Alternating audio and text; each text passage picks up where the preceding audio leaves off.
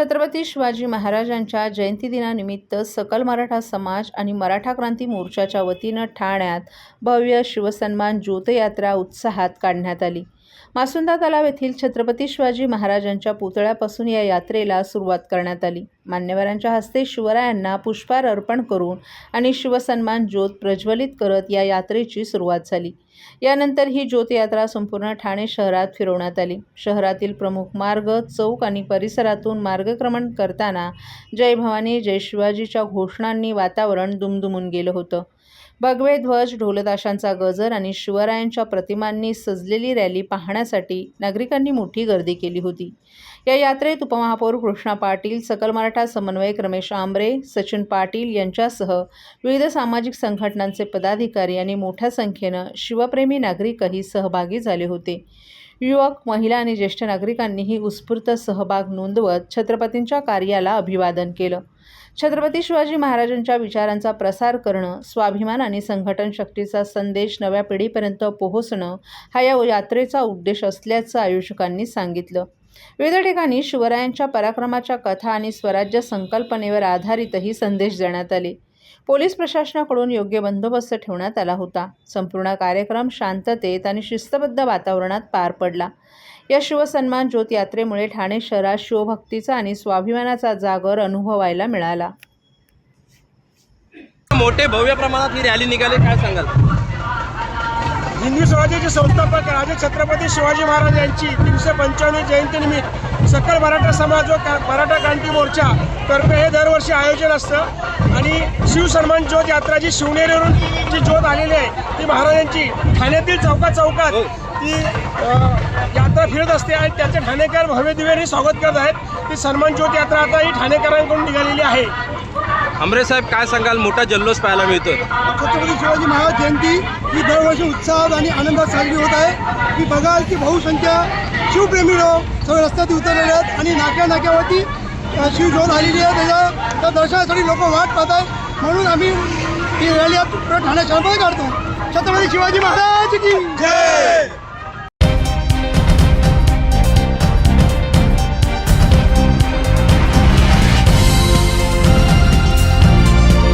शिवजयंतीनिमित्त ठाणे जिल्हाधिकारी कार्यालयातून आज सकाळी भव्य पदयात्रा उत्साहात काढण्यात आली। सांस्कृतिक कार्य विभाग, सांस्कृतिक कार्य संचालनालय, महाराष्ट्र राज्य आणि जिल्हाधिकारी कार्यालय ठाणे यांच्या संयुक्त विद्यमानं या पदयात्रेचं आयोजन करण्यात आलं होतं। सकाळी 8:30 वाजता जिल्हाधिकारी कार्यालय परिसरातून या पदयात्रेला सुरुवात झाली। जय भवानी जय शिवाजीच्या घोषणांनी परिसर दुमदुमून गेला होता। शासकीय अधिकारी, कर्मचारी, विविध संस्था संघटनांचे प्रतिनिधी आणि मोठ्या संख्येनं शिवप्रेमी नागरिक सहभागी झाले होते। ही पदयात्रा मासुंदा तलाव येथे पोहोचल्यावर जिल्हाधिकारी डॉक्टर श्रीकृष्ण पांचाळ यांच्या हस्ते छत्रपती शिवाजी महाराजांच्या पूर्णाकृती पुतळ्याला पुष्पहार अर्पण करून अभिवादन करण्यात आलं। या पदयात्रेचं विशेष आकर्षण म्हणजे दांडपट्टा, तलवारबाजी आणि अन्य शिवकालीन युद्धकौशल्यांचं सादरीकरण। पारंपरिक वेशभूषा परिधान केलेल्या शाळकरी आणि महाविद्यालयीन विद्यार्थ्यांनी मोठ्या उत्साहात सहभाग घेतला। शिवकालीन पोशाखातील विद्यार्थ्यांनी सादर केलेल्या युद्धकलेच्या प्रात्यक्षिकांमुळे उपस्थितांना शिवरायांच्या पराक्रमाची झलक अनुभवायला मिळाली। संपूर्ण पदयात्रा शिस्तबद्ध आणि उत्साहपूर्ण वातावरणात पार पडली। या उपक्रमामुळे ठाणे शहरात शिवभक्तीचा आणि ऐतिहासिक अभिमानाचा जागर झाला।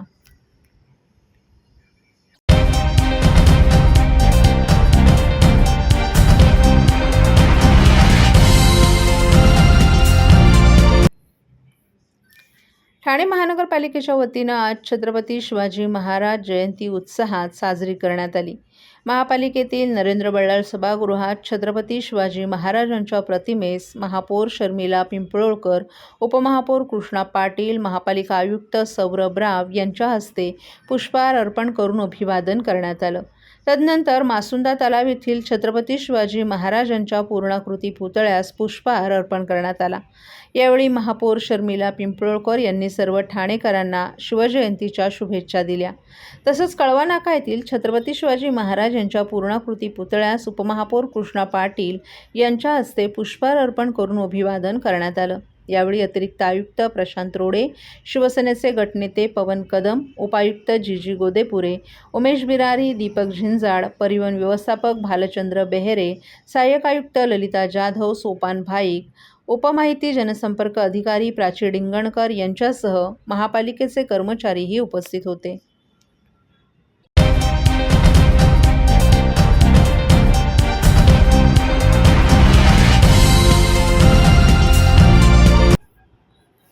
मालवणी महोत्सवातून केवळ खाद्य संस्कृतीच नव्हे तर कोकणातील कला आणि परंपरेलाही बळ मिळत असून या माध्यमातून रोजगाराच्या मोठ्या संधी निर्माण होत आहेत. त्यामुळे कोकणची ही समृद्ध संस्कृती केवळ महाराष्ट्रापुरती मर्यादित न राहता देशभर पोहोचली पाहिजे असं प्रतिपादन भाजपचे प्रदेशाध्यक्ष रवींद्र चव्हाण यांनी केले. कोकण ग्रामविकास मंडळाच्या वतीने आणि आयोजक नगरसेवक सीताराम राणे यांच्या पुढाकाराने शिवाईनगर उन्नती गार्डन मैदानात स्वर्गीय अजित पवार महोत्सव नगरीत आयोजित मालवणी महोत्सवाला भाजपचे प्रदेशाध्यक्ष रवींद्र चव्हाण यांनी काल सायंकाळी भेट दिली.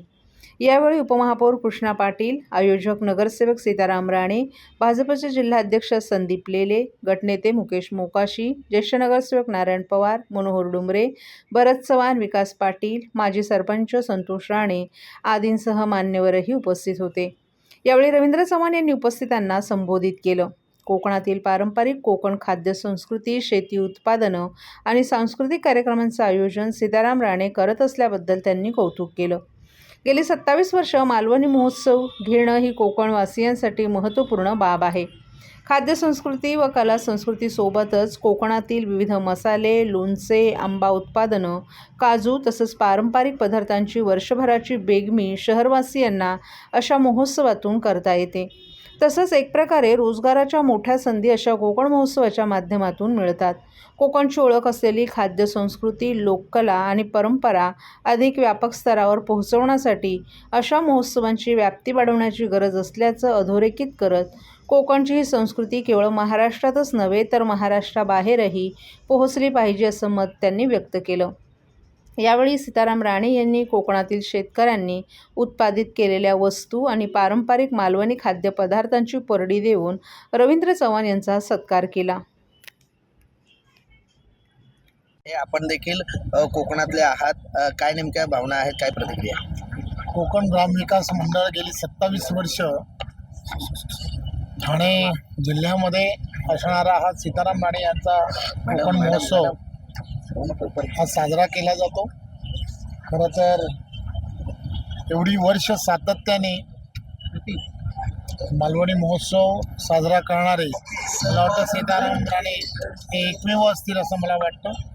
कोकणातील खाद्य संस्कृती असेल किंवा कला संस्कृती जपण्यासाठी हा उपक्रम सुरू केला. खरं तर कोकणातील असणाऱ्या सर्व व्यापाऱ्यांना सुद्धा एक बाजारपेठ उपलब्ध करून देण्याचं काम या मालवणी महोत्सवामध्ये होतं.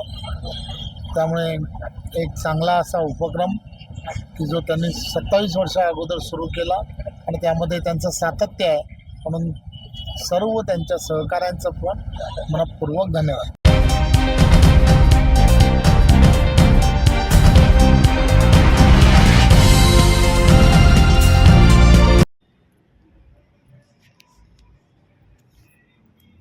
ठाणे महापालिका परिवहन उपक्रमानं विविध प्रवासी सवलती लागू केल्यानं उत्पन्नात घट झाली होती. ही घट भरून काढण्यासाठी मार्गांची पुनर्रचना, तिकीट तपासणी मोहिमा आणि प्रवाशांना डिजिटल तिकीट प्रणाली याचा वापर वाढवण्यात प्रवाशांना प्रोत्साहित करणं यामुळं घटलेलं उत्पन्न पुन्हा वाढवण्यात यश मिळवलंय.